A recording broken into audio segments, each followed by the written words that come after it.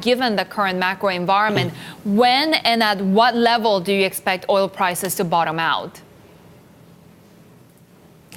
Sure. So we expect oil prices to continue to trend lower. So our forecast bottoms for Brent at about $57 a barrel in the first quarter of next year before recovering.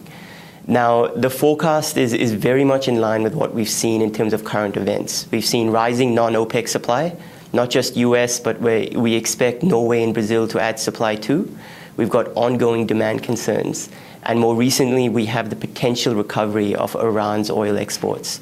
Now, those three factors really are weighing on crude oil over the next 6 months, and we're basically waiting to see how the market unravels before we see any real recovery in oil prices right now. Given the factors that you mentioned, does it make sense for OPEC to just stand back and stand on the sidelines and put off a decision on further output cuts, at least for now? There's debates both ways. I'd say for now it makes sense. There's two big factors to keep in mind before December. One is later this month we know that Trump may meet with Iran's president, and that we could see progress in terms of Iran's oil exports recovering. Now that's a big factor because right now they're producing or exporting about 0.4% of global supply. At their peak before sanctions, they were exporting about 2 to 2.5%. So that's a major driver which OPEC need to keep an eye on.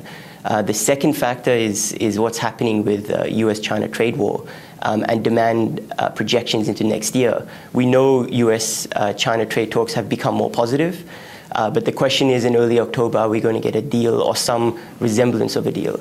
And that's really the two factors that I think OPEC are waiting on before they make a call on 2020.